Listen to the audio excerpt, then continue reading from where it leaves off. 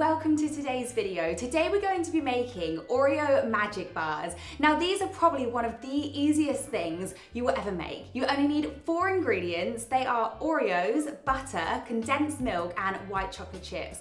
That's it. You don't need any eggs, you don't need any flour, and there's barely any mixing involved either, which you'll see in this recipe. It's perfect if you're not so confident with baking, or you're totally new, or you just want to make something that's really low energy because you can't really be bothered today. Sometimes I have days like that. So if you're new here, don't forget to like and subscribe, and let's get going.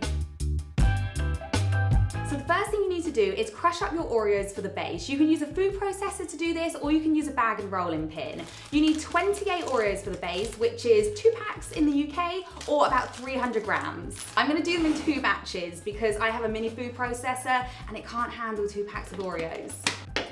Great, the Oreos are now finely crushed. So you need a medium mixing bowl. I'm gonna pour the biscuits into the bowl.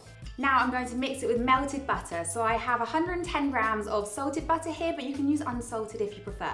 Now I'm just gonna mix these together until it resembles a wet sand. So everyone asks me how I always line my tins so neatly, so I'm gonna tell you my secret, okay? So this is the baking paper I use. It's the Bacco foil one. I love it, it's really thick.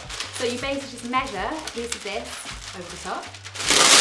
So satisfying. So you should have a bit of overhang around the entire tin, and then you're going to grab your other tin of the same size, and you're literally just going to press it down. Just creasing them really nice and tightly so it's not going to move.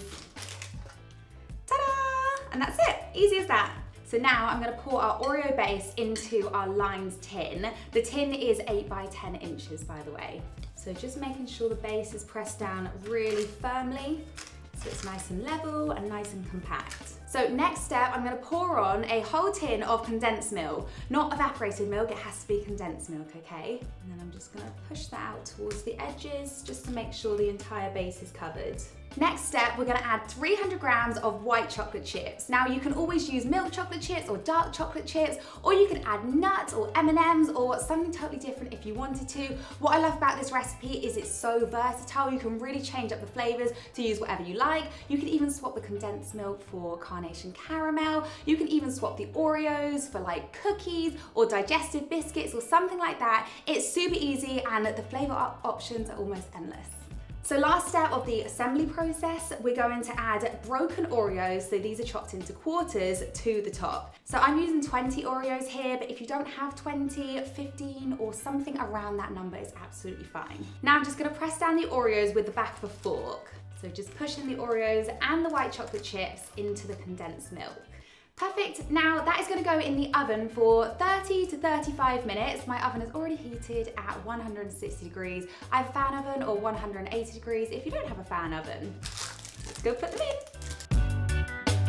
So it's fully baked and cooled now. It took exactly 30 minutes in the oven and it should look like this. So the edges should be dark brown and caramelized, and the middle should be a nice light brown color. Obviously the Oreos don't really change color that much. Then let it cool fully in the tin. Don't try to move it because it will still be very soft. So leave it to cool fully, and you can put it in the fridge if you want to speed up the process a little bit. So let's cut it up. Usually I'll cut this into about 16 or 20 pieces. Now the bit we've all been waiting for, or the bit I've been waiting for, let's do a taste test. I'm gonna go for an edge piece because I feel like it has the best of both worlds. It has the gooiness from the middle, but also the caramelized edge. If you like the caramelized bits, then definitely go for a corner.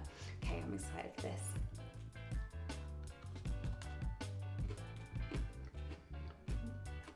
Oh my gosh, that's so good. It's just like so sweet and crispy and gooey.